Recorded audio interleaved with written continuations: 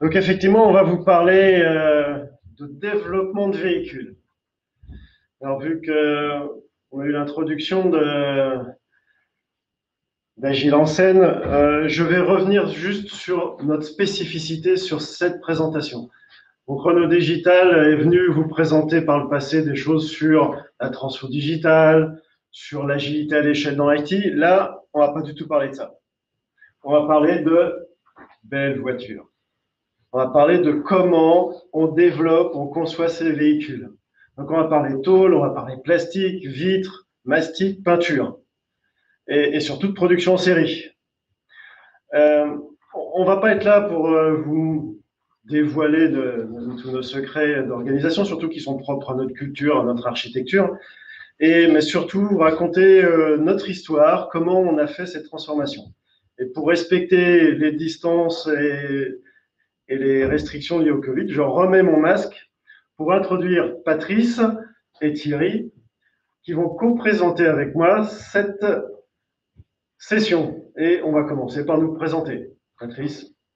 Si vous voulez vous écarter, que je puisse enlever mon masque juste une fois. Bonjour à tout le monde. Donc Patrice Hamel, je suis responsable d'un secteur de l'ingénierie de Renault et j'ai aussi en charge une action de transformation du développement de projets véhicules au sein du groupe. Thierry.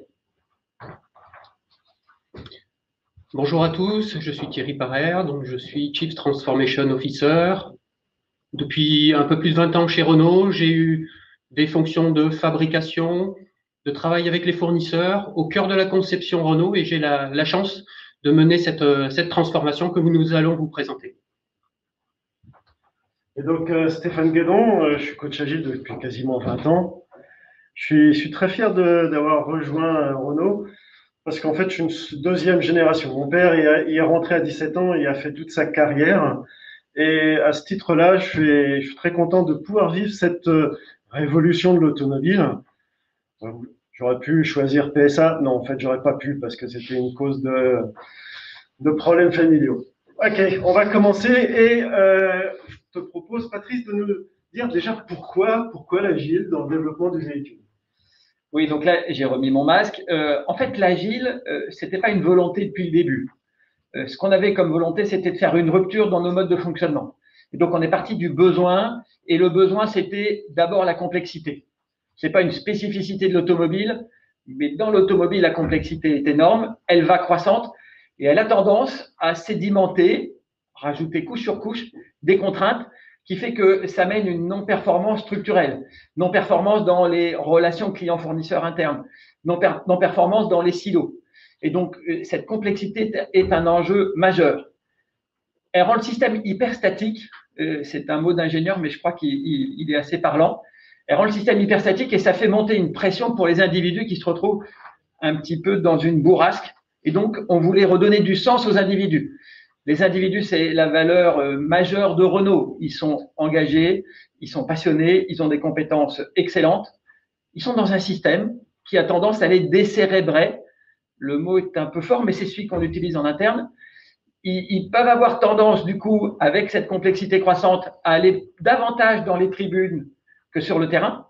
Et donc, ce contexte-là, pour les individus, leur fait perdre du sens et leur fait perdre aussi le client final de vue, au profit de relations client-fournisseur interne. Dans un système qui doit forcément être adaptable, puisqu'il y a autant de contextes de développement de projets véhicules qu'il y a de voitures, selon le marché, selon les partenariats, selon les solutions techniques, les ambitions. Enfin, il n'y a jamais de projet qui se ressemble. Donc, l'adaptabilité était centrale. Au moment où on a vu, où l'entreprise avait une ambition très forte, ambition d'améliorer la performance du développement véhicule, de réduire le time to market, il nous a semblé évident qu'il fallait faire une transformation. Et donc, transformation basée sur l'humain, l'individu, le collectif, le client, l'adaptabilité, le bon sens.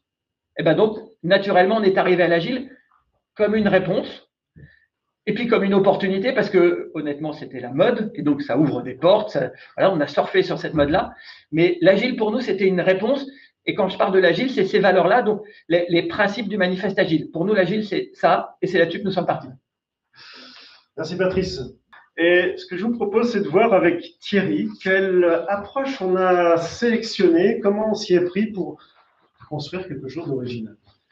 Alors, tout d'abord, je commencerai par paraphraser Jean-François Aubrist, donc qui est adepte de l'entreprise libérée, qui avait deux principes et qu'on a globalement repris. C'est tout d'abord, l'homme est bon, c'est-à-dire qu'effectivement, on a tous du savoir-faire et on veut tout faire avancer les choses. Et puis, l'amour du client, c'est effectivement le sens qu'on veut garder, qu'on veut donner. Aujourd'hui, on peut se poser la question de pourquoi tous les matins j'arrive avec enthousiasme au boulot. Pourquoi, pour qui je travaille? Est-ce que c'est pour répondre à un processus? Est-ce que c'est pour répondre à la demande de mon petit voisin à côté? Ou alors c'est tout simplement la personne qui achète une voiture dans la rue? Donc aujourd'hui, c'est bien cette approche qu'on a pris, redonner de l'état d'esprit, et puis on s'est inspiré de modèles agiles à l'échelle pour commencer à construire notre modèle. Tout d'abord à petite échelle, dans le cadre de Proof of Concept, où on a commencé à tester sur des petits ensembles de pièces, des pièces particulières, des petites équipes, et récupérer le feedback de l'ensemble des équipes pour voir quel type d'appropriation et pour améliorer notre modèle. À la fin, on a appliqué ce modèle, on l'a étendu à l'ensemble d'un projet véhicule. Donc, on est bien sur un modèle propre à Renault. On a vraiment adapté à notre fonctionnement. Peut-être, Stéphane, tu peux nous rajouter des choses par rapport à la spécialité de l'agile. Oui. Chez les concurrents, on voit beaucoup de communication comme quoi ils utilisent le modèle SAFe. Ça aurait pu être facilitant pour nous d'utiliser ça et d'appliquer ça et de le dérouler. Comme l'a dit Thierry, on ne voulait pas retomber dans d'anciens travers. Et plutôt travailler avec la base, avec chacun. Et surtout, notre élément clé, c'est qu'il n'y a pas que de l'agile dans tout ça. Il y a des process, il y a des modes de fonctionnement pour créer des NUM, etc., qu'il faut adapter. Et ça, SAFe ne nous apporte rien. Mais par contre, le fait de co-construire nous donne cette richesse et cette capacité à construire un modèle qui nous appartient et qui fait aussi bien de l'organisation, du mode de fonctionnement que des nouveaux process. Je vous propose qu'on commence à rentrer un peu plus dans le vif du sujet. Et on va commencer par ce qu'on a dit tout à l'heure, le client, les individus. Et pour ça, Patrice, qu'est-ce que ça veut dire que le client? Donc en fait, la question qu'on se posait, c'était de dire comment est-ce qu'on regroupe l'ensemble des individus qui construisent une équipe.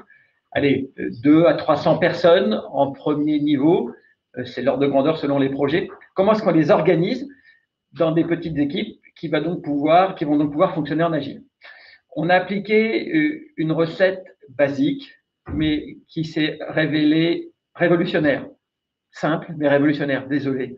C'est simple. En fait, l'idée, c'est de partir du client, de se dire quels sont les livrables attendus par le client, de traduire ça en activité, d'identifier les compétences qui sont nécessaires pour mener ces activités et d'aller chercher ces compétences là où elles sont pour les regrouper dans une équipe qui a donc toutes les compétences, indépendamment des silos, indépendamment des fonctions. Et donc, du coup, ça a pris en porte-à-faux complet la façon dont les silos se projettent habituellement dans les équipes. Ça a remis à plat les fonctions, mais ça s'est révélé absolument révolutionnaire. Pourquoi? C'est qu'à partir du moment où on met toutes les compétences, toutes les personnes qui peuvent faire le boulot au service d'un même objectif, d'un même KPI, eh bien, clairement, les silos, les KPI internes n'ont pas de sens puisque tout le monde est au sein de la même équipe et que tout le monde se bat pour un seul objectif. Donc, cette démarche-là, elle a vraiment été simple, mais quand on l'applique rigoureusement jusqu'au bout, elle nous a fait faire une vraie rupture. Thierry va vous en dire plus. Oui, alors dans un projet véhicule, on a, en fonction de l'importance de ce projet, 20 à 40 équipes de 10 à 14 personnes. Ces équipes sont multidisciplinaires, c'est-à-dire que, comme le disait Patrice, elles sont tournées au service du livrable. Donc, on va aller staffer les équipes avec les compétences dont on a besoin. Donc, chacune des équipes travaille sur leur livrable propre. Un des points clés est de synchroniser l'ensemble des équipes pour qu'elles puissent travailler, ensemble. Et là aussi, une spécificité est de dire quand on rentre dans un sprint, on n'attend pas la fin du sprint pour que, effectivement, on relève le nez et on se dise tiens, où t'en es toi de l'équipe d'à côté, mais plutôt on a une spécificité qui est de l'interaction quotidienne, c'est-à-dire que tout l'environnement peut évoluer et c'est important cette synchronisation d'équipe.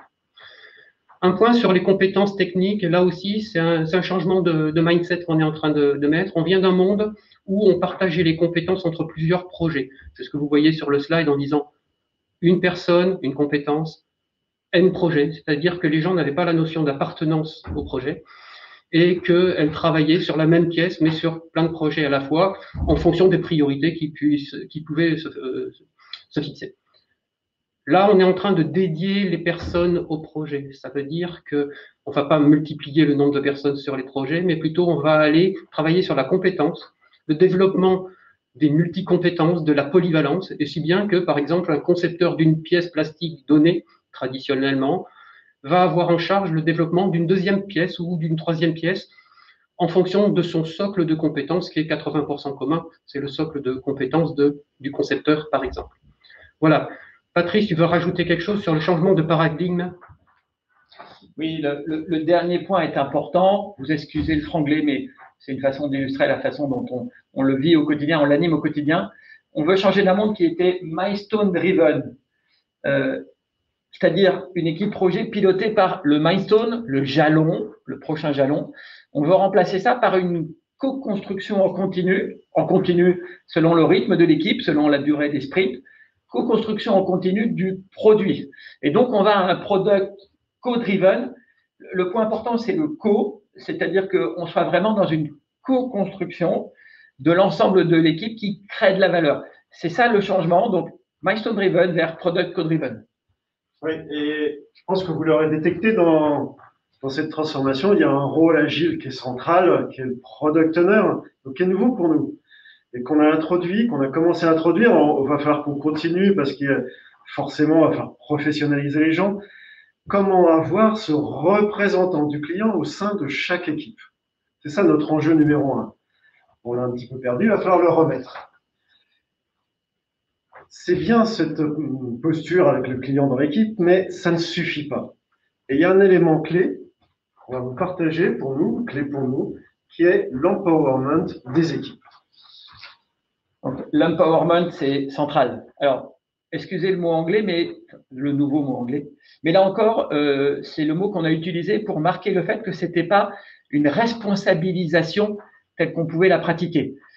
La tendance est un peu simple de dire tu es responsable de ça, punto, sans s'assurer que la personne, l'équipe, a les moyens de faire ça. Et donc, on utilise le mot empowerment pour dire que l'on va donner la responsabilité à une équipe et qu'on s'assure qu'on lui en a donné les moyens. Et on va l'accompagner. Le deuxième point qui est clé, c'est la tolérance à l'erreur. Il faut qu'on libère les initiatives, qu'on libère les énergies. Et donc, on assume l'erreur, le droit à l'erreur, mais on l'associe systématiquement à une intolérance à la médiocrité. C'est-à-dire que les personnes qui ont tendance à être décérébrées dans les tribunes, il faut absolument qu'elles viennent sur le terrain, qu'elles osent et que du coup, elles soient intolérantes à l'erreur pour jouer cet ensemble-là avec une phrase que vous connaissez par cœur qui est fail fast, learn fast. Je vais donner 2 exemples parce que c'est central et c'est important que donc, je veux partager avec vous les changements que ça représente. Lorsqu'on a lancé un des premiers POC, je suis allé dans une revue d'équipe. J'étais en auditeur libre, en servant leader, et j'ai vu deux réactions qui m'ont intéressé. Première réaction, il y avait un membre de l'équipe qui devait apporter une décision à l'équipe et qui a dit non, la décision on l'a pas prise et on la prendra dans 10 jours, dans une instance. J'ai pas réagi en live, mais après j'ai rebouclé parce que c'est pas ce que l'on veut faire. On veut que les décisions soient prises dans le tempo de l'équipe, par l'équipe, voire avec les experts si nécessaire, mais donc pas les reporter dans 10 jours dans une instance. En fait, ce qui s'est avéré, c'est que le passage dans l'instance n'était pas demandé. C'est la personne elle-même qui l'avait souhaité, qui avait souhaité avoir l'aval de ses pairs, de la ligne hiérarchique, des experts, pour avoir de la réassurance avant d'oser prendre la décision. Premier exemple. Deuxième exemple, dans la même séance, là, j'ai vu à l'inverse quelqu'un qui prend une décision instantanément et qui ferme une piste technique qui pouvait amener de la valeur pour le client. et qui la ferme beaucoup trop tôt. Et techniquement, ça me semblait une erreur, et ça s'est avéré que c'était une erreur et qu'il avait fermé la porte trop tôt. Et donc, c'est bien cet équilibre-là dans lequel on doit piloter. Et donc, la réponse est vraiment tolérance à l'erreur, intolérance à la médiocrité, mais l'appui des experts, l'appui de la ligne hiérarchique pour accompagner les équipes, assumer le fait qu'elles peuvent se tromper et que c'est pas grave, on va revenir dessus pour à la fin amener la meilleure réponse pour le client. C'est un point central. Alors, dans notre changement de fonctionnement, on a dû mettre en place des pratiques de synchronisation que vous connaissez bien. Par contre, il faut bien se rendre compte qu'on vient d'un monde où, dans le cadre d'un développement véhicule, on va voir la maquette au design, puis ensuite on fait de la convergence technique, c'est-à-dire qu'on commence à construire les pièces entre elles, et puis après on rentre dans des phases de CAO pour concevoir la pièce dans son détail. On est vraiment dans un univers très séquentiel, et on bascule sur un monde où, comme on vient de vous l'expliquer, on est sur des petites équipes autonomes qui fonctionnent par petites touches de conception. Ça a nécessité beaucoup de travail sur la synchronisation des équipes, synchronisation au quotidien sur l'ensemble des sujets, pour que effectivement on ne se relève pas au dernier moment à devoir tout refaire. Un point important est quand même la nécessité de ce qu'on appelle les releases. Les releases, en fait, c'est le besoin de la construction automobile de rassembler par grand rendez-vous les briques de conception, les pièces, les logiciels, tout l'ensemble constitutif d'un véhicule pour pouvoir faire, par exemple, de la simulation numérique. Simulation numérique pour travailler sur de l'acoustique, sur du crash. Et là, c'est bien des releases qui sont bien des photos avec un vrai rendez-vous où tout le monde part de ce grand principe. Deuxième point, et ça c'est pour vous en parler de manière très transparente, c'est la difficulté sur laquelle on travaille tous les jours. On s'améliore petit à petit, mais la route va être longue. C'est la gouvernance projet. On est sur l'empowerment des équipes, l'autonomisation, les équipes travaillent entre elles sur leur propre pièce. Il arrive un moment où, dans notre culture, on a toujours le management de projet qui a une culture plutôt du contrôle en disant tel jour j'en suis à quel point sur l'ensemble des secteurs et ainsi de suite. Donc ici on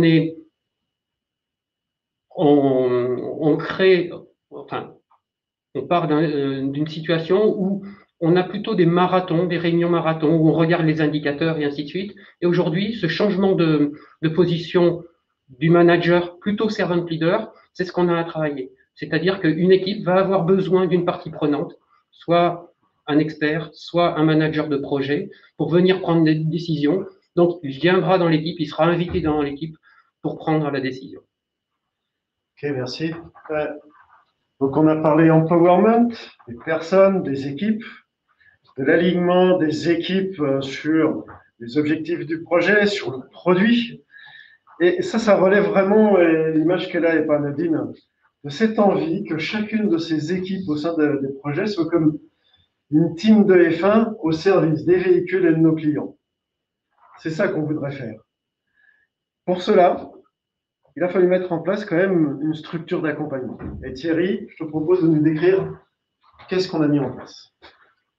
Alors, on a mis en place une équipe de transformers pour accompagner cette transformation. Alors, l'équipe de transformers, elle est d'abord constituée d'early adopters de l'ensemble des secteurs pour mener une réflexion décilotée sur l'ensemble des directions. Ça, c'est un premier point. Et puis, on a été aidé par des sociétés de consulting extérieures comme BCG ou CE, et puis en interne par Renault Digital, qui nous a beaucoup challengé sur le mindset tous les jours, sur le mindset de notre modèle aussi. Et effectivement, ça nous a beaucoup apporté pour ne pas retomber dans nos travers habituels. Ensuite, le deuxième point, c'est comment on embarque. C'est-à-dire que cette équipe de transformers a l'objectif de définir un modèle, de l'accompagner, d'aider les équipes sur le terrain et de se nourrir de cette expérience pour améliorer le modèle. Par contre, notre vrai sujet, et c'est sûrement la tâche la transformation est vraiment la tâche la plus enthousiasmante qu'on ait eu à me donner dans ma carrière. Néanmoins, au sens de l'embarquement. C'est-à-dire que tous les jours, on revient voir différents secteurs, différents projets pour aller les convaincre du bien fondé de notre fonctionnement, pour prendre en compte leurs desiderata et pour travailler de manière complètement désilotée. Et dernier point, cette équipe de transformation, elle veut aussi s'appliquer à elle-même les valeurs et l'exemplarité propre à ce qu'on est en train de prodiguer. Donc, en fait, on est bien sur ce fonctionnement exemplaire qu'on essaie de traduire, et c'est pas forcément évident pour nous d'une ancienne culture. Effectivement, c'est bien ça qu'on veut porter auprès de l'ensemble des équipes. Une spécificité, peut-être, Patrice, qu'on a utilisée pour accompagner les équipes. Alors, spécificité, je sais pas, mais un point qui est important, c'est le parrainage des équipes et des fonctions. Voilà, vous voyez. En fait, on a désigné un parrain pour chaque équipe. Le parrain a pour rôle d'être présent, d'accompagner, de faire marcher l'équipe. Il apporte sa connaissance de l'agile, sa connaissance du modèle. Il apporte un appui hiérarchique, c'est-à-dire qu'il n'est pas hiérarchique de certaines personnes de l'équipe, mais il est suffisamment placé dans la hiérarchie pour pouvoir rassurer, aider, parce qu'il faut que les équipes se sentent autorisées à oser, à challenger un certain nombre de choses. Donc, il amène ça.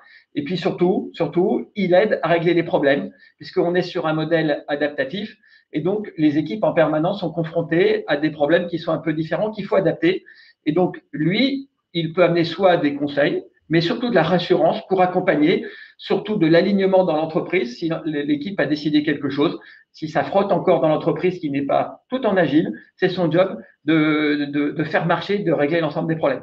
Donc, le parrainage est un point clé. Et puis, le dernier point, je pense qu'il est évident, on l'a déjà un peu évoqué, mais c'est la résistance au changement. Voilà. Je ne connais pas d'activité plus passionnante que transformer. Je ne connais pas d'activité plus dure que transformer. La résistance au changement, on l'avait identifié, réfléchi, travaillé avec des plans d'action à plusieurs dimensions, avec des communautés, etc. Malgré tout, ça reste un chantier difficile au quotidien. Merci Patrice. On va passer aux résultats. Et j'aimerais bien que tu nous dises, Patrice, comment on a mesuré ces résultats? Quelles ont été nos approches?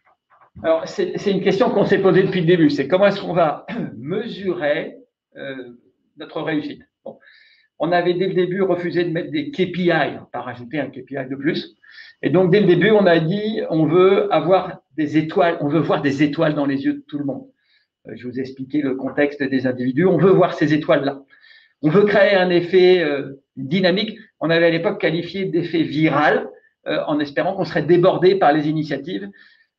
Alors, le résultat, c'est quoi? Bon, l'effet viral attendu, c'était pas celui que vous avez tous en tête.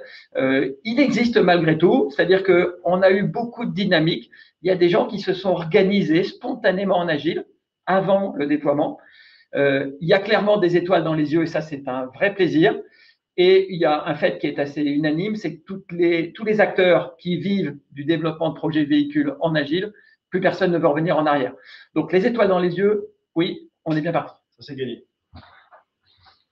Deuxième point, moins de meetings. Alors, moins de meetings, en fait, ça se décrète pas. Ce qu'on a vécu, c'est quand les gens arrivent sur les plateaux projets, ils se disent, tiens, j'ai vu un tel de telle équipe, on en a parlé, soit au café, soit à mon poste de travail. Et un sujet que je traitais habituellement en 2 semaines, je l'ai traité en 2 jours parce que l'interaction était complètement quotidienne. Moins de meetings, c'est aussi de dire, quand on se promène sur le plateau projet, des gens qui nous disent dès le départ, attends, d'abord on a un projet véhicule à démarrer, ensuite on va rajouter vos réunions agiles, un stand-up, un workshop, mais ça ce sera en plus. Et au fur et à mesure, les gens, au fur et à mesure qu'ils se prennent en main la mécanique, s'aperçoivent qu'ils sont capables de prendre des décisions dans les équipes, en synchro entre les équipes, ce qui fait que les instances traditionnelles qu'on avait maintenues au départ, elles se vident de leur sens, elles se vident de leur contenu. Si bien que, naturellement, au bout de quelques semaines, ces instances s'arrêtent. Même chose pour les décisions. Les décisions se prennent dans l'équipe. On n'a pas besoin d'attendre la semaine prochaine ou dans 2 semaines pour que un chef, pour que je ne sais pas quelle instance se passe. Donc les décisions sont plus rapides et en plus on gagne du temps puisque on n'a pas de PowerPoint à faire. On fait un point sur la station CAO, on fait les constats et on peut prendre les décisions directement. Tout ça, c'est au service du time to market, je crois, Patrice. Oui, parce que les étoiles dans les yeux, c'est essentiel, mais malgré tout, ce que l'on cherche, c'est de la performance. La performance dans le développement des projets véhicules. Et donc, des enjeux de time to market, de création de valeur. Évidemment, vous avez bien compris, on veut garder un peu confidentiel notre modèle et la façon dont ça fonctionne.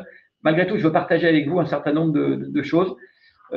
Quand une équipe s'organise en agile, selon la façon dont on l'a mis en place, nous, elles identifient des façons de faire la même chose beaucoup plus rapidement. Je vais donner un exemple. La nomination des fournisseurs est un point central dans le développement d'une voiture. Et donc, il y a une équipe qui a proposé, c'est pas nous qui l'avons modélisé, c'est une équipe qui a proposé le sourcing agile, donc l'agilisation du processus de nomination fournisseur, qui a amené un gain de temps. Donc, on est encore au milieu du gué, c'est-à-dire que les premiers projets qui sont en train d'être développés en agile ne sont pas terminés. Et donc, on fera l'addition du gain de time to market à la fin, mais le potentiel, il est clair, il est évident. Puis le deuxième point que je veux commenter, c'est la création de valeur. C'est ça que l'on cherche. Et je veux juste donner un exemple. Ça vous parle peut-être pas, mais la découpe du capot, c'est-à-dire les lignes de découpe du capot, c'est un sujet qui fait toujours l'objet de discussions passionnées en projet entre les designers et les ingénieurs. Et là, très vite, sur cet exemple-là, le fait d'avoir mis dans la même équipe designers et ingénieurs qui travaillaient ensemble, on est allé tout de suite à la ligne de découpe capot, jugée idéale par le patron du design, Lorenz Vandenacker, qui très rapidement, à la première sprint review, a dit « c'est parfait, c'est cette découpe-là » et vous y êtes allé du premier coup. Et donc, oui, notre animation au quotidien, elle crée de la valeur. Et pour ce qui est de la découpe du capot, ben, vous la verrez bientôt dans la rue. Mais pour le moment, c'est confidentiel. Merci, Patrice. OK. On va passer à la conclusion. 2 mots. Je vais me permettre d'enlever 2 secondes le masque pour respirer. 2 mots caractérisent tout ce qu'on a fait. Fierté, humilité. Fierté parce qu'on a un premier step de modèle qui fonctionne déjà et qui apporte des bénéfices. Fierté parce qu'il y a un effet viralité, propagation naturelle du besoin, ce qui fait que la plupart des projets qui démarrent vont partir sur ce modèle agile. Humilité, parce que bah oui, on a encore besoin de travailler parce qu'aujourd'hui, de l'idée initiale jusqu'à l'usine, bah, tout n'est pas encore tout à fait agilisé, loin de là.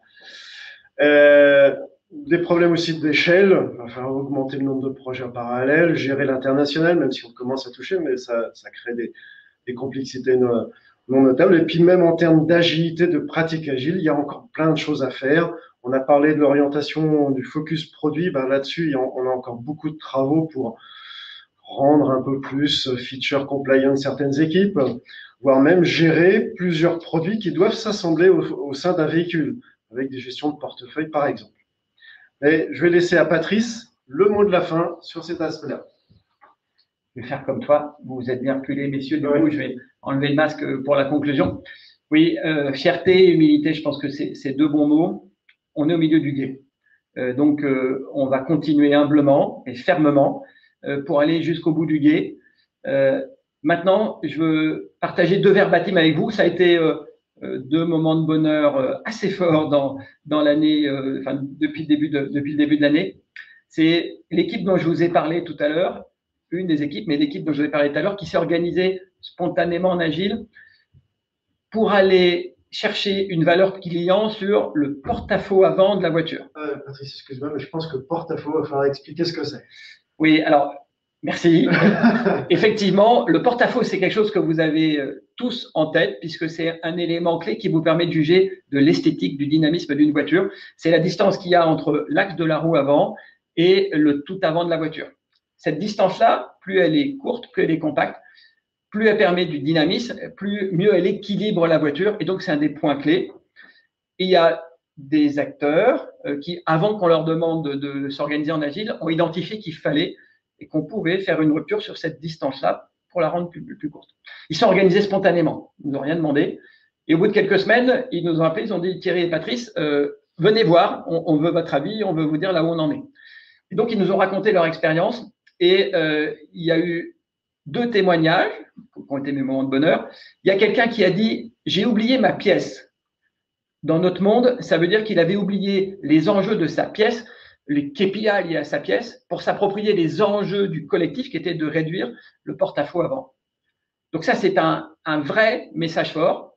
Et puis, quelques instants après, il y a son collègue qui a dit « Et en plus, on a beaucoup appris des uns des autres, puisqu'on est sorti de nos périmètres habituels. Et moi, j'ai découvert les contraintes, j'ai découvert les compétences techniques des autres, et donc j'ai beaucoup appris. » Donc, oui, on est au milieu du gué, mais avec ces 2 verbatim-là, il n'y a aucun doute, on est sur la bonne voie, et donc on va continuer.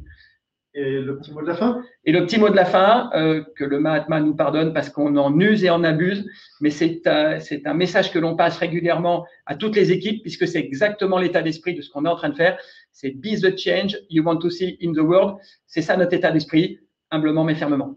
Merci.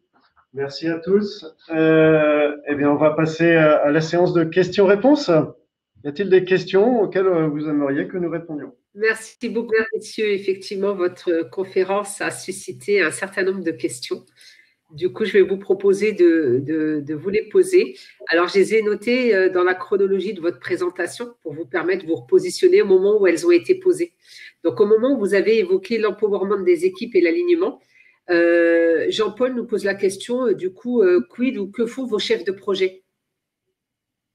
Puisque vous avez parlé beaucoup d'autonomie, je suppose. Oui, la posture du chef de projet dans tout ça. Qu'est-ce qui change? Alors, il faut voir que des chefs de projet, il y en avait pas mal. On les appelait pas tous forcément comme ça. Beaucoup ont pris un job de product owner quand ils avaient cette dimension.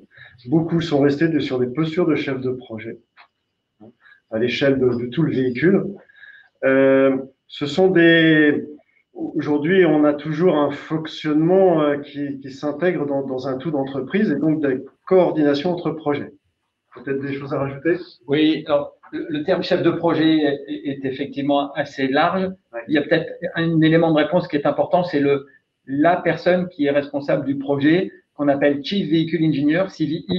Et donc, le CVE, c'est Monsieur Vegan, Monsieur Espace. Et donc, c'est lui qui est en charge de son projet. Ben, son job, il reste, il est l'animateur du projet, c'est-à-dire qu'il commence par distribuer un terrain de jeu suffisamment ambitieux et réaliste à chaque équipe. Il accompagne les équipes, il reprend, il aide les équipes, il prend des décisions à son niveau lorsque ces décisions qui ne peuvent pas être prises dans l'équipe. Donc, il va dans l'équipe, il prend les décisions. Il s'assure de la performance de son projet au global. Donc, sa fonction à lui reste, si ce n'est qu'il s'est mis dans une fonction d'animateur de sa petite équipe rapprochée, de sa squad agile à lui, au service des autres équipes. Voilà, je ne sais pas si c'était le sens de la question. Thierry, tu veux compléter? En tout cas, ça répond. Oui, simplement pour compléter, aujourd'hui, un Chief Vehicle Engineer, de temps en temps, il a tendance à aller voir les concepteurs pour aller parler de millimètres qui, certes, peut-être que le CVI est sachant par rapport à ça, mais c'est pas son attribution. Donc, effectivement, ça nous permet aussi de remettre les choses en place, mais effectivement, de bien se repositionner sur sa fonction et pas des travers qu'on pourrait revoir par rapport à un passé professionnel que le CVI pourrait avoir. Très bien. Dans cette même séquence, on a une question de Sylvie. Elle pose la question, y a-t-il des exemples concrets pour illustrer le passage de Milestone Driven à la co-construction, ce que vous avez appelé le Product Co-Driven? Alors, je rappelle que c'est quelque chose qui est en cours. On a encore des jalons qu'on doit respecter. Mais par contre, l'un des exemples, peut-être, c'est le renforcement du produit au cœur même des équipes, avec des murs produits, la distribution des terrains de jeu avec des orientations très produits, très usage. Moi, c'est ce que je vois comme ça en premier lieu. Mais... Oui. Après, donner un exemple concret, c'est pas facile. Par contre, je peux illustrer un peu plus ce que l'on avait en tête. C'est que dans notre schéma, avec une personne qui était, alors, c'était pas le cas de tout le monde, mais qui était parfois partagée sur N projets, ces personnes avaient tendance du coup à arriver au projet au moment où ça c'était nécessaire, mais souvent trop tard et souvent juste à temps pour le jalon. Et donc c'était au moment des quelques semaines qui précédaient le jalon qu'il y avait beaucoup de personnes qui arrivaient et qui du coup amenaient des compétences et il y avait beaucoup de choses qui se décidaient à ce moment-là. C'est ça que l'on veut bannir. On ne veut plus attendre les jalons pour aller chercher toutes les compétences et on veut les construire au fil de l'eau. Donc c'est comme ça que l'on l'a construit. C'est peut-être une illustration un peu plus complète. Voilà. C'est bon, messieurs, vous voulez compléter? Très bien. Alors, la question suivante, alors là, ça suscite beaucoup de questions. Du coup, je vais essayer d'activer un petit peu le rythme. Pour avoir un rythme de changement continu, vos sprints doivent durer longtemps. Du coup, il y a peut-être une question sur la durée de vos sprints. Et la question se poursuit. Excusez-moi. Quel est votre retour par rapport aux moyens pour permettre aux équipes de garder ce rythme infernalement soutenu? Ok. Ouais, déjà, il n'est pas infernal. D'accord. On essaye de faire en sorte qu'il ne soit pas infernal. Ensuite, la durée des itérations, elle peut varier d'un environnement à un autre aujourd'hui. Il y a des environnements qui peuvent avoir des durées plus courtes que d'autres. On a aussi essayé de synchroniser tout le monde sur ces fameuses releases numériques. C'est vraiment l'enjeu. Et je vais dire dans une énormité, on s'est même autorisé à avoir des durées de sprint qui pourraient varier. C'est-à-dire qu'on peut enchaîner des sprints de 3-4 et puis tout d'un coup en faire un plus petit, histoire de poser, de prendre un peu de recul. Enfin, voilà. On s'offre le plus de liberté possible pour que ce rythme au sein des équipes, ce qu'on a vu dans les projets qui ont démarré, au départ, il y a une sorte de frénésie au sein des équipes qui tout d'un coup, je sais pas, elles sont boulimiques de travail. On le voit dans toutes les transformations, ça. Donc, on essaye d'instaurer petit à petit une sérénité. Oui, ce qu'il faut peut-être préciser, c'est que dans les projets véhicules, il y a naturellement une dynamique assez énorme. C'est-à-dire qu'il y a effectivement beaucoup de passion. Les gens, quand ils voient l'objet, ils ont énormément d'envie. Et du coup, ça crée un rythme naturel. Il y a vraiment un rythme naturel dans les équipes. La question après, ça a été de dire comment est-ce qu'on fait que l'équipe s'organise autour de son rythme naturel en ayant une bonne synchronisation, d'où les questions sur les releases. Voilà, mais ce point-là, il est, je pense, un peu essentiel. Vous voulez rajouter, Thierry? Oui, je rebondis simplement sur le terme infernal, rythme infernal.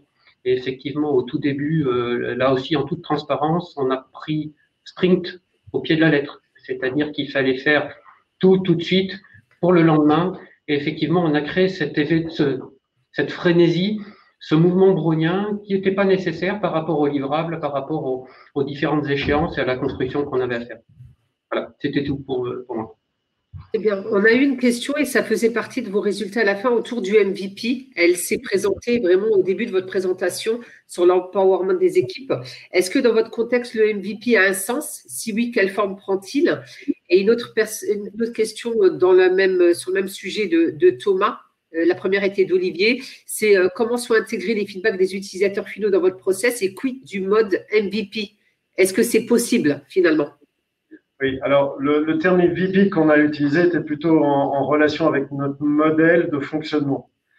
Parce que oui, il y a une notion de MVP quelque part, parce que le véhicule, il sort avec une première phase et puis il y a des phases d'évolution qui viennent après, mais bien entendu, forcément, pour respecter les réglementations, que ce soit CO2, sécurité sur la route, etc., il y a forcément un très gros minimum à faire pour que la voiture passe tous les tests.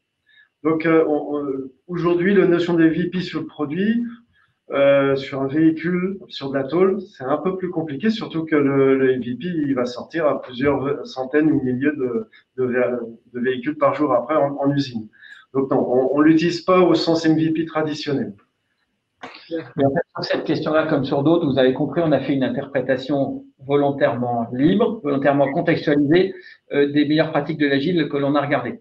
Je vais rebondir sur la question d'après, qui était, si j'ai bien compris, comment est-ce qu'on a des feedbacks des clients. Oui. Et donc, c'est quelque chose qu'on a commencé à faire. Honnêtement, on est encore là aussi au milieu du guet, c'est-à-dire que c'est loin d'être parfait.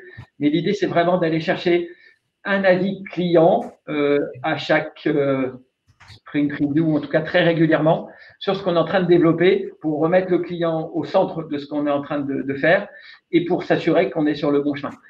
Donc, il y a plusieurs façons de le faire. Évidemment, il y a beaucoup d'enjeux de confidentialité. Donc, il y a des étapes qui existent et qu'on est en train de revisiter un peu, d'adapter, où on montre le concept, on montre la voiture à des clients dans un cadre très confidentiel. Et puis, on utilise aussi le fait qu'on est au Technocentre. Il y a plusieurs milliers de personnes au Technocentre qui, globalement, sont toutes des clients, tous des conducteurs.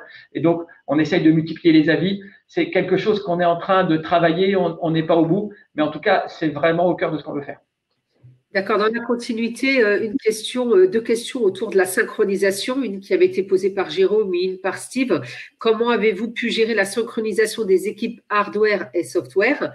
Et Steve, suite à l'explication que vous nous avez donnée sur des sprints de périodicité différentes, pose la question de comment synchroniser les équipes si la durée des sprints varie. Quel impact pour les équipes travaillant sur la même feature? Okay. Au sein d'un projet véhicule, on essaye de synchroniser tout le monde sur le même rythme. Même si la durée varie, elle varie de la même manière pour tout le monde. Ça, c'est le premier élément. Ensuite, sur le côté intégration du soft et du hard, en fait, il faut voir que y a des éléments qui sont communs à plusieurs véhicules. On va parler de plateforme. Les moteurs en sont un exemple, le hardware et le software en sont un autre exemple. Donc ça, ils sont travaillés comme un produit à part et qui vient s'intégrer dans les véhicules. Et donc là, c'est des projets différents qu'il faut coordonner. C'est effectivement pas si simple. Aujourd'hui, c'est encore drivé par les jalons qualité qui nous servent de coordination. Alors, la synchronisation des équipes au sens de la conception des pièces, je vous ai parlé tout à l'heure de la notion de release. C'est là aussi où on arrive à tout synchroniser, tel que Stéphane le disait, où effectivement, on va prendre la dernière version de la conception d'une pièce et on va assembler l'ensemble de ces briques en connaissance de cause. Donc, c'est comme ça qu'on arrive à faire une photo, même si effectivement, les développements de pièces ne sont pas forcément tous synchrones. Et je veux juste insister très rapidement sur le mot plateforme. C'est vraiment très important. Il y a plein de choses qu'on ne fait pas à chaque voiture. Il y a plein de choses qui sont standards, l'architecture électrique, électronique, etc. On le fait pour plusieurs générations. Et donc, on anime ces projets-là, qui sont des projets de plateforme, un peu dans le même esprit, encore contextualisés, mais ils sont animés en agile dans le même esprit, dans leur rythme, et à côté des projets véhicules, évidemment, synchronisés pour qu'on puisse marier les deux. Faut voir ces plateformes comme des… Alors on n'en est pas encore tout à fait là, mais comme des produits sur étagère qu'on importe et qu'on utilise dans un véhicule. Donc, en fonction de leur capacité, le véhicule aura telle ou telle fonctionnalité. Très bien. Alors, dans la séquence, vous avez parlé des équipes de transformers. On a eu une question sur le parrain. Et est-ce que finalement, une question d'Olivier, est-ce que le parrain n'est pas l'équivalent d'un Scrum Master? Et moi, j'avais écrit la question, est-ce que finalement, n'est-ce pas aussi le coach agile? Du coup, Scrum Master, coach agile, autre chose, ce parrain? Alors, les trois, fromage et dessert. C'est-à-dire qu'il y a dans une équipe quelqu'un qui joue le rôle du Scrum Master, qui est un acteur de l'équipe, qui est soit on lui dit tiens, est-ce que tu voudrais pas jouer ce rôle-là, ou spontanément on lui dit tiens, j'aimerais bien le jouer, mais qui joue le rôle de Scrum Master, donc d'animateur de l'équipe. Il est baigné dans l'équipe. Ça existe. Il y a un parrain qui intervient sur demande, et si on lui demande pas, qui va voir quand même pour accompagner l'équipe, mais il n'est pas au quotidien avec eux. Il intervient toutes les 2 semaines à peu près, sauf s'il y a des demandes intermédiaires. Voilà. Et puis il y a évidemment des coachs, mais là je vais laisser Stéphane en parler, qui ont un rôle essentiel, notamment dans l'onboarding et le lancement de la dynamique.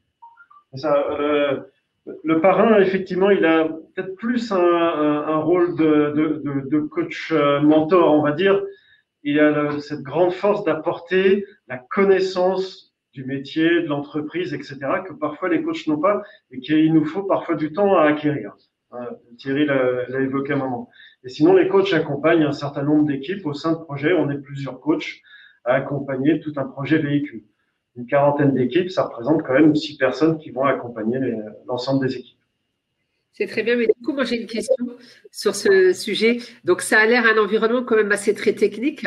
Est-ce que n'importe quel coach finalement peut venir vous accompagner et comment? Ouais. Je vais partager un peu mon vécu. Très bien.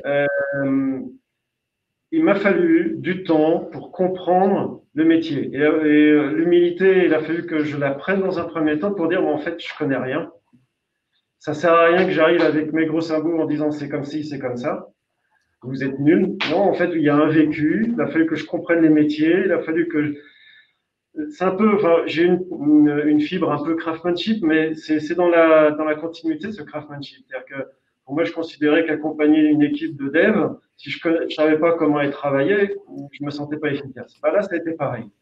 Et effectivement, il y a un léger ticket d'entrée quand même, un léger.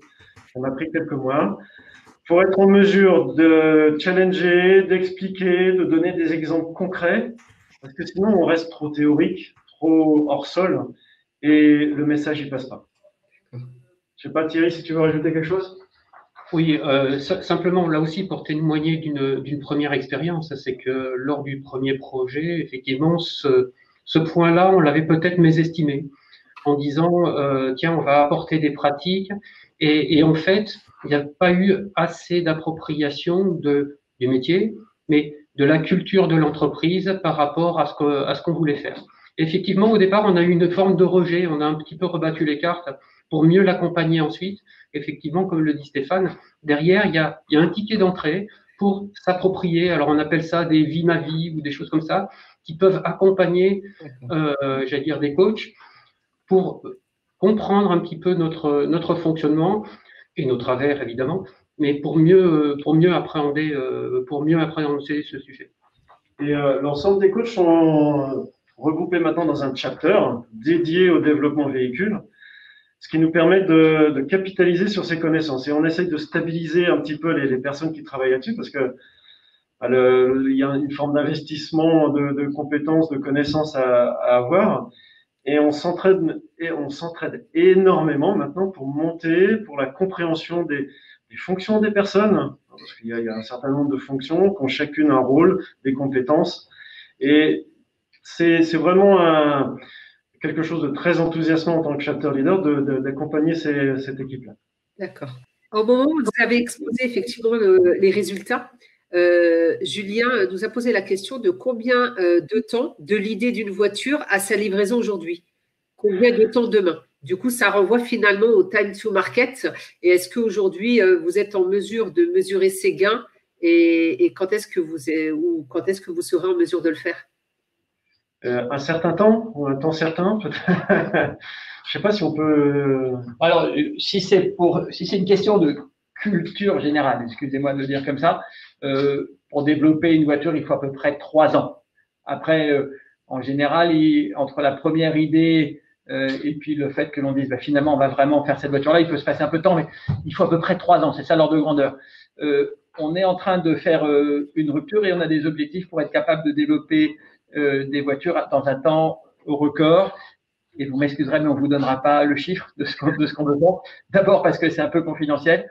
Et deuxièmement, parce que de toute façon, on est vraiment en train de le faire. Donc à ce stade, on ne l'a pas encore terminé. On a fait des gains nets dans le début, mais on est au milieu du game. Voilà. D'accord. Parfait. Alors, une question de Anne qui se pose, est-ce que le contexte sanitaire dans lequel nous sommes aujourd'hui a eu un impact sur votre transformation qui est en cours actuellement? Oui, forcément, mais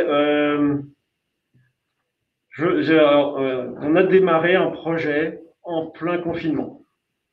On a démarré les équipes en plein confinement. Honnêtement, on est un petit peu dans le doute de notre capacité à faire et grâce aux moyens digitaux de l'entreprise qui ont été vraiment au rendez-vous de façon assez exceptionnelle, grâce aussi aux personnes, on a su faire des animations qui nous ont permis de former, de même faire du team building à distance via Teams. Je pensais pas ça possible et ça a très très bien fonctionné. Et même on a pu jouer sur pas mal de choses. Donc on a pu lancer les équipes et les cérémonies agiles finalement nous ont aussi énormément aidés. Alors on a dû rajouter des éléments de convivialité comme des cafés, des moments informels où les gens se remettaient à échanger. Et aujourd'hui sur le plateau, c'est vrai qu'on est limité, c'est-à-dire qu'on ne peut pas être tous tout le temps, en même temps sur le plateau. Donc le télétravail est important, mais encore une fois, l'alignement, l'empowerment nous permettent aujourd'hui de bien fonctionner malgré tout. Alors, il y a des petites pertes quand même. On n'est pas, à mon avis, tout à fait aussi efficace que si tout le monde était en physique. Mais comme on a des gens en plus en Inde, en Argentine, finalement, ça nous permet de rééquilibrer un petit peu les échanges. Thierry? Oui, effectivement, la question est bonne puisqu'on a quand même imaginé notre fonctionnement à un moment où on ne connaissait pas la crise sanitaire. Donc, effectivement, on a prôné le fait d'avoir des plateaux, projets en physique, au technocentre ou sur les lieux de développement. On a dû pas mal investir, comme le disait Stéphane, sur tout ce qui est notion de team building et ainsi de suite. Mais a posteriori, je suis pas sûr qu'on en ait fait beaucoup plus que ce qu'on aurait pu faire avec des plateaux sans crise sanitaire. On s'en est occupé peut-être différemment, je pense que ça c'est important. Et puis effectivement, mais là c'est comme l'ensemble des entreprises, on est en train de réfléchir au fait de maintenir quand même un temps de présence à un moment donné de l'équipe. Ça paraît, j'allais dire tout bête, mais c'est vraiment essentiel pour garder la cohésion d'équipe. Une fois de temps en temps, l'équipe va se retrouver pour effectivement soit faire de l'animation, soit de la vie d'équipe, tout simplement. Et à titre d'exemple sur ce point-là, on accompagne un projet où il y a une quarantaine d'équipes. Chaque équipe a décidé les 2 jours qui lui semblaient les plus pertinents pour se retrouver. D'accord. Donc ça, il y a de la liberté au sein des équipes. Parfait. Alors, nous avons plusieurs questions. Je vais essayer de les résumer de Samuel, de Féti, concernant la résistance au changement. Pouvez-vous détailler quel type de résistance au changement vous avez rencontré et est-ce qu'avec le recul, vous auriez pu faire plus de choses pour la diminuer et comment avez-vous géré la résistance au changement d'une ou plusieurs personnes dans une équipe? Qui veut répondre? On a combien d'heures pour Après, une petite dernière et puis je pense qu'on en arrêtera là. Non, mais c'était une bouteille parce que la résistance au changement, je pense qu'on peut en parler. C'est un sujet à lui seul. Oui, c'est vraiment un sujet à lui seul. Je vais laisser Thierry compléter parce qu'il en a envie. Moi, je veux juste faire quelques commentaires. D'abord, la résistance au changement, on l'avait identifiée et on avait essayé de raisonner pour essayer de comprendre quels pouvaient être dans l'ensemble des acteurs qui allaient être concernés, quels pouvaient être les angles de vue qui allaient être différents. Est-ce qu'il pouvait y avoir des personnes qui avaient des motivations différentes et donc qui pouvaient éventuellement avoir, que ça puisse générer des conflits. On a essayé d'organiser ça par communauté. Et donc, on a volontairement associé en même temps la ligne hiérarchique pour que ce que l'on voulait faire et le changement de mindset eh bien, soit cascadé avec l'exemplarité en première ligne, comme l'a dit Thierry. Et donc, on a aussi créé des communautés à tout niveau pour multiplier un peu les initiatives.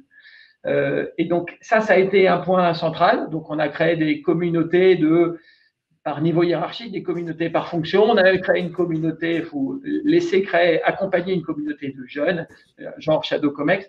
On a essayé de multiplier un peu les initiatives comme ça pour essayer d'aller emmener le plus de personnes. Bon. Donc ça, c'est un point qui me paraît important. Et puis après, lorsque l'on a déployé très concrètement, on a identifié sur des projets quels étaient les early adopters, quelles étaient les personnes sur qui on allait pouvoir s'appuyer, qui allaient propager un peu l'esprit. Et on a aussi identifié quelles étaient les personnes qui étaient un peu en opposition. Et on est allé les chercher, ces personnes-là. On les a mis en scène, on leur a donné le micro, elles se sont exprimées, on leur a donné la parole. Ah oui, on veut tout construire sur le parler vrai. Donc, on a joué ça. Et ces personnes-là, lorsqu'elles ont finalement été convaincues, en adaptant le modèle, en amenant leur valeur ajoutée, lorsqu'elles ont finalement été, elles, convaincues, comme elles avaient été identifiées comme plutôt résistantes, du coup, leur témoignage a pris une force énorme. Voilà. C'est ça que je veux commenter. En peu de temps, Thierry, tu complètes? Oui, je pense que tu as oublié que tout l'apport que l'équipe de Transformers a donné, puisque en fait, on était aussi au plus près des équipes, à capter en fait ces résistances, à pouvoir les traiter localement. Et a posteriori, j'aurais tendance à dire que la résistance au changement sur un plateau projet, qui soit physique ou virtuel, c'est presque plus simple que la résistance au changement de l'ensemble des silos de l'organisation qui reste encore.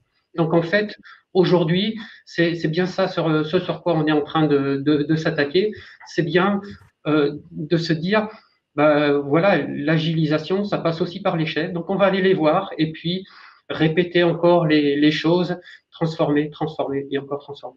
Je me rends compte, pardon, qu'on a oublié de dire quelque chose qui est important. On était dans une dynamique donnée par la direction générale. Et donc, la volonté de transformer, l'ambition, l'état d'esprit, il était donné par la direction générale. Et donc, on s'est clairement mis dans ce cadre-là. Et la première chose, c'est quand on a lancé la transformation, on s'est associé, on a créé une petite communauté, un groupe représentant toutes les fonctions avec lequel on a construit, donc qui était parfaitement aligné. Et donc, c'est cette petite poignée, peut-être double poignée, qui après a porté l'ensemble. Et à chaque fois qu'il y avait des actions à mener pour vaincre la résistance au changement, qu'on a pu actionner. Donc, il y avait évidemment un alignement d'entreprise qui est important et qui est aujourd'hui très présent. Une question intéressante. Est-ce qu'il y a une différence entre ce qui concerne l'accompagnement d'une agilisation sur un projet IT et sur un projet de voiture? Alors, oui, il y a une différence. J'allais dire, il y en a une et il n'y en a pas. Il y en a une quand vous arrivez et que vous avez accompagné des équipes IT depuis des années. Il y a une forme d'automatisme, de réponse, d'exemples qui vous viennent tout de suite. Là, il faut tout reconstruire, comme on le disait tout à l'heure. Autre élément clé, c'est que le nombre de compétences, le nombre de savoir-faire métier est bien plus important dans la construction, la conception d'un véhicule que dans la réalisation d'un software, ou même dans l'électronique. Ça met en œuvre je sais pas, 20, 30 compétences différentes entre ceux qui conçoivent la pièce, qui l'assemblent, qui vont vérifier qu'en plus en usine, on est capable de la peindre, de la monter, de l'installer, etc. Et ce, à un rythme suffisant pour que ça soit rentable. Donc, il y a énormément de compétences. C'est aussi pour ça que nos équipes elles sont au-dessus des 10 la plupart du temps, parce que aujourd'hui, une personne, une compétence. Et même si, comme disait Thierry, on travaille la multi-compétence sur une personne, on n'en est pas encore là. Et donc, ce nombre de métiers importants nécessite à chaque fois d'adapter son discours, nécessite de comprendre les difficultés, de comprendre les livrables, les activités, pour pouvoir les faire rentrer, ne serait-ce que dans un backlog. Enfin, la construction d'un backlog là-dessus, c'est autre chose. Il y a des éléments, pour l'instant, la notion de user story nous intéresse pas. C'est pas ça qu'on pousse. Donc voilà, il y a des éléments comme ça qui, oui, nécessitent des adaptations et de revenir aux fondamentaux, en fait. Moi qui suis plutôt XP à la base, je suis revenu à mes fondamentaux XP et j'ai essayé de voir comment ils s'appliquaient dans ce contexte-là.